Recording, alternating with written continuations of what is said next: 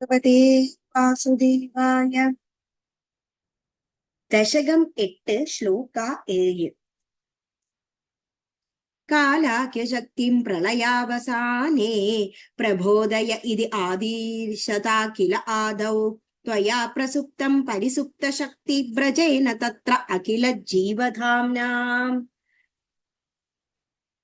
കാലാഖ്യ കാലം ആകുന്ന, ശക്തിം ശക്തിയോടുകൂടി, പ്രളയാവസാനെ പ്രളയത്തിന്റെ അവസാനത്തിൽ, പ്രബോധയ ബോധത്തെ ഉണർത്തുന്നത്, ഇതി എന്ന്, ആദിശതാകില ആജ്ഞാപിച്ചുകൊണ്ട്, ആദൗ പ്രളയാരംഭത്തിൽ, ത്വയാ അങ്ങയാൽ ഭഗവാനാൽ, പ്രസുപ്തം നിദ്രയിൽ ആണ്ടുകൊണ്ടിരുന്ന, ശക്തി വ്രജേന മൂല പ്രകൃതി എന്ന ശക്തി, പരിസുപ്ത തന്നിൽ ലയിച്ചുകൊണ്ട്, തത്ര ആ വിധത്തിൽ, അഖില ലോകത്തിൽ, ജീവധാംന ജീവജാലങ്ങൾക്ക് ആശ്രയമായവൻ.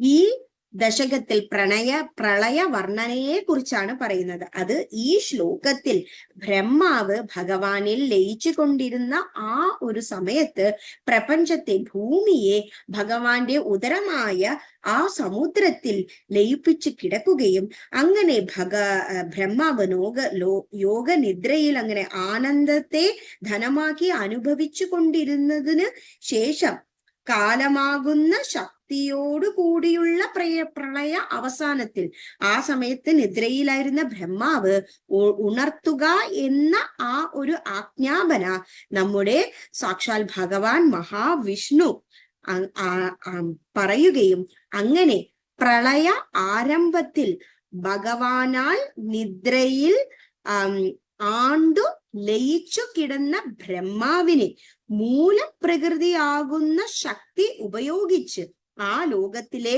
എല്ലാ ജീവജാലങ്ങൾക്കും ആശ്രയമായ ആ ഭഗവാൻ മഹാവിഷ്ണു ബ്രഹ്മാവിനെ ഉണർത്തുന്നു.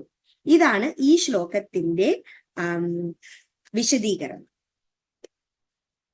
കാലാഖ്യശക്തിം പ്രളയാവസാനേ പ്രബോധയേത്യാദിശദാ കിലാദൗ ത്വയാ പ്രസുപ്തം പരിസുപ്തശക്തി വ്രജേന തത്രാഖില ജീവധാംന. ശ്രീഹരേ നമഃ, ശ്രീഹരേ നമഃ. ഗോപികാ ജീവനസ്മരണം. ഗോവിന്ദ ഗോവിന്ദ.